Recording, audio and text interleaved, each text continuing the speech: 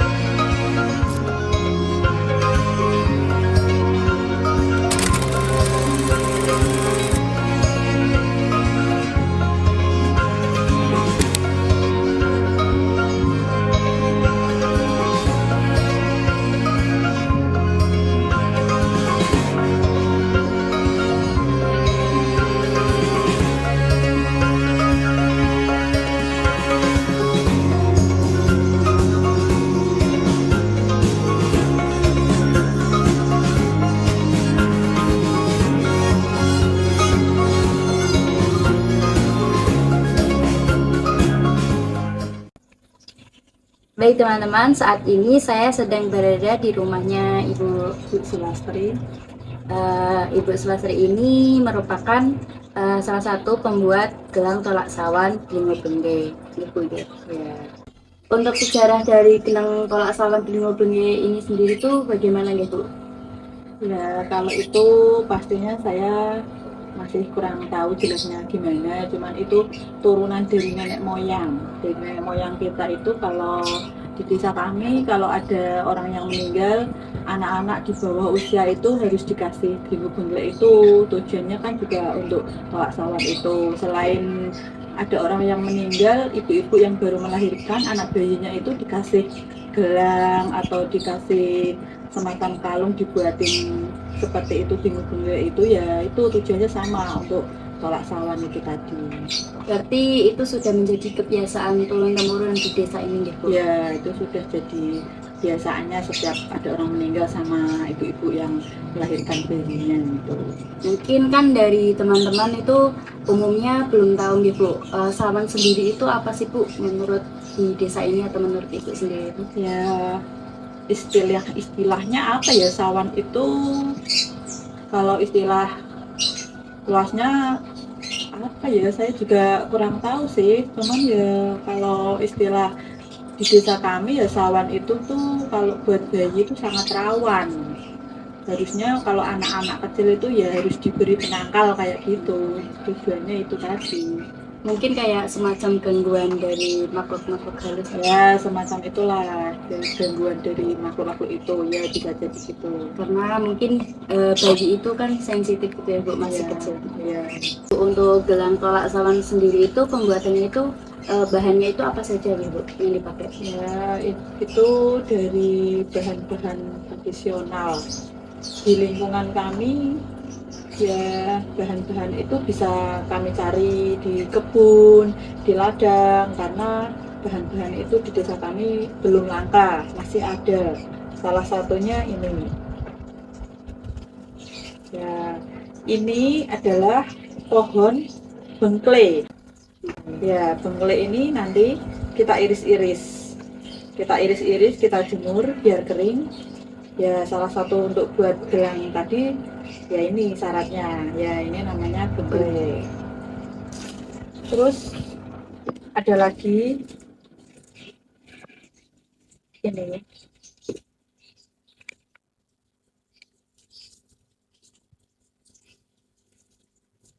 Ini delingung. Ini juga salah satu yang dibuat nanti gelang, diambil ininya, nanti diiris-iris dikeringkan juga sama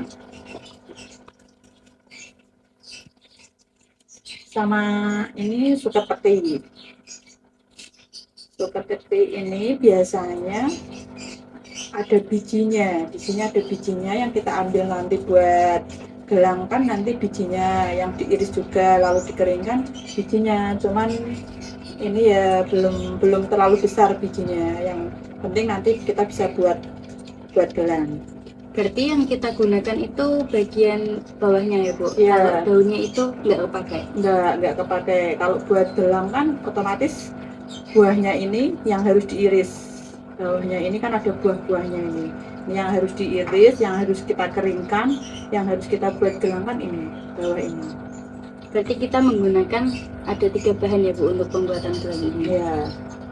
Ya, ini suket keti, ini dringu, ini bengklai. Bahan tradisional buat tolak sawan tadi. Ya, setelah proses pemotongan 3 bahan tadi, dringu, bengklai sama suket keti, kita potong-potong terus kita keringkan. Setelah kering kita buat gelang semacam ini. Nah, ini hasil dari 3 bahan tadi, dringu, bengklai sama suket keti yang sudah saya potong-potong, sudah saya keringkan kecil-kecil seperti ini. Bisa dibuat gelang seperti ini, juga bisa dibuat kalung buat anak-anak kecil, buat bayi-bayi untuk tolak sawan. Ya, ini hasilnya. Nah teman-teman, perlu diketahui juga bahwa ini merupakan gelang tradisional yang dibuat oleh ibunya. Ada juga yang versi dengan modernnya ya Bu ya. Iya. Itu biasanya diproduksi oleh pabrik-pabrik dan dipasarkan di pasar-pasar yang besar-besar gitu. Kalau untuk di desa ini mungkin untuk bayi sendiri itu cukup untuk menggunakan gelang tolak sawan tradisional. Untuk gelang tolak sawan tradisional dan modern ini apakah ada perbedaannya tertentu, Bu? Ya, cuma bedanya itu kalau yang tradisional cuma memakai ini benang biasa, cuma kita pakai jarum jahit dimasukkan ke benang biasa seperti ini karena ya tradisional seperti ini. Kalau yang dipasarkan, yang di pasaran besar-besar itu sudah memakai mesin, jadi bisa dibuat gelang bagus lah. Intinya itu ada alat buat bikin gelangnya yang lebih bagus. Cuma karena di desa ini nggak ada alat, nggak ada yang mau buat pasaran seperti itu, jadi kita pakainya hanya jarum sama benang biasa untuk kita membuat gelang tradisional ini. Mungkin perbedaannya dari tampilannya deh Bu. Tampilannya lebih yang modern, mungkin lebih yang modern mewah, lebih bagus, lebih mewah, dipakai juga lebih bagus. Cuma nggak kan terlihat kayak gelang tolak sawan atau gimana, mungkin ya, kayak sebagai hiasan ya gitu seperti hiasan ya. Cuma di Kalau- desa kami belum ada. Kalau yang tradisional ini mungkin kelihatan dari ya Adat kayak Jawanya. ya terlihat seperti kunonya Ya, gitu. adat Jawanya ini seperti ini. Apakah untuk pembuatan gelang tolak sawan ini tuh harus mempunyai pengetahuan atau ilmu lokal tersendiri untuk pembuatan gelang ini, Bu? Atau semua orang itu bisa membuat atau hanya orang-orang tertentu juga? Ya, sebenarnya kalau ditanya semua orang bisa membuat apa enggak, itu kebanyakan bisa kalau cuma membuat. Cuman kan kalau di ahli bidangnya yang membuat ini itu tidak semua orang bisa, karena ini ibaratnya itu yang membuat ini itu kebanyakan itu mbah-mbah dukun yang sering cat bayi. Nah, kalau bayi baru lahir itu kan langsung ditangani sama mbah-mbah dukun. Nah, mbah-mbah dukun itu tanggung jawab dari mijet, dari bayinya itu dari membuatkan tolak sawan ini.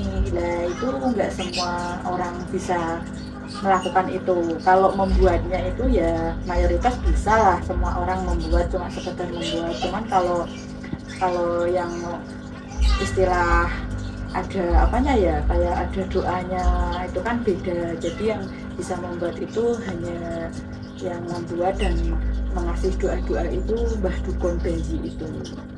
Tadi kan disebutkan untuk yang membuat kalau dukun-dukun bayi itu kan berbeda Ibu, ada dua-duanya itu. Tapi tadi Ibu menyebutkan itu kan kegunaannya bisa pas waktu ada orang meninggal terus anak-anak itu diberikan seperti itu. Nah itu tuh haruskah yang membuat itu dukun bayi juga atau ibu-ibu tersendiri gitu juga bisa membuatnya? Ya, kalau yang buat yang buat orang meninggal itu beda sedikit, cuman bahannya itu sama. Jadi semua semua ibu-ibu itu bisa membuat, karena kalau yang buat orang meninggal itu nggak dibuat seperti ini ya, itu jadi bahannya langsung langsung glimu sama bengklai seperti ini.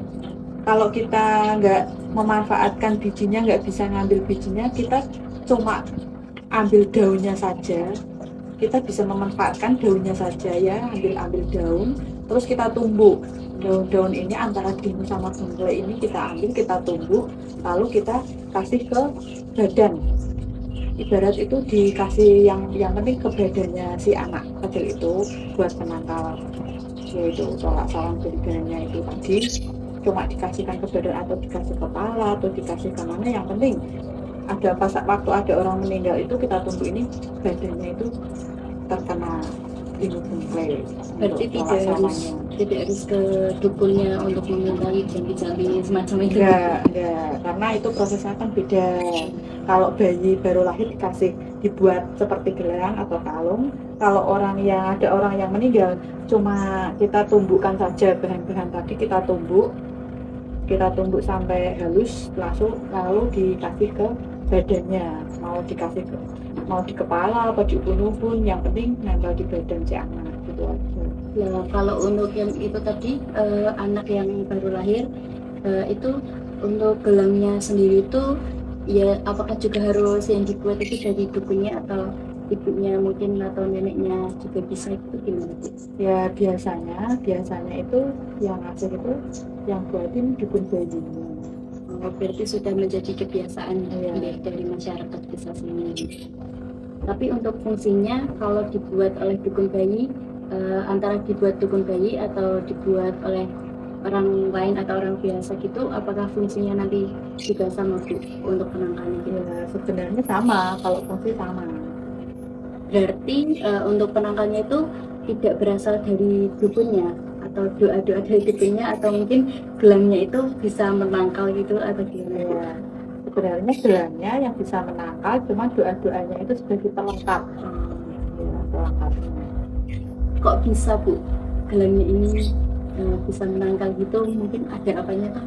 Ya, kan tadi sudah saya jelaskan, kita kan nggak tahu sejelasnya apa itu, kita nggak tahu, cuman kita itu meneruskan dari nenek moyang. Jadi kita pastinya itu gimana kita nggak tahu, kita hanya meneruskan dari nenek moyang begitu, ya kita teruskan saja gitu. Atau mungkin juga kalau bisa dijelaskan secara keilmiahan, mungkin dari aroma tumbuhan itu gitu. Soalnya saya tadi juga mencium itu aromanya juga menyejukkan gitu, kayak menenangkan gitu, aromanya wangi-wangi gimana gitu. Ada aroma khas ya, ada. Mungkin bisa dijelaskan secara ilmiah, selain turun-temurun dari nenek moyang, mungkin dari aroma tersebut yang bisa menenangkan si bayi gitu. Nah mungkin untuk pertanyaan selanjutnya Bu, dan pertanyaan terakhir, ini kan saya dari program studi pendidikan IPA. Nah saya akan menanyakan bagaimana keterkaitan gelang tolak sawan itu tadi dengan materi IPA di SMP yang Ibu ketahui. Yang saya ketahui, IPA itu kan ilmu pengetahuan alam. Ya, ilmu pengetahuan alam itu kan ya tumbuh-tumbuhan ya. Ya, kita memanfaatkan tumbuh-tumbuhan ini yang ada di sekitar kita untuk bahan tradisional buat bahan gelang tolak sawan tadi. Makanya kalau setahu saya itu kaitannya dengan IPA itu ya ini, kita memanfaatkan tumbuh-tumbuhan yang ada di sekeliling kita ini tadi buat gelang tolak sawan itu. Yang saya ketahui ya itu. Nah sedikit menambahkan Ibu, dari materi IPA ini kita tuh keterkaitannya mungkin mengambil materi dari etnobotani. Etnobotani itu salah satu materi IPA yang artinya itu hubungan antara manusia dan tumbuhan. Baik Ibu Selastri, terima kasih untuk penjelasannya dan terima kasih atas bantuannya untuk tugas saya. Semoga info dan ilmunya bisa bermanfaat bagi kita semua.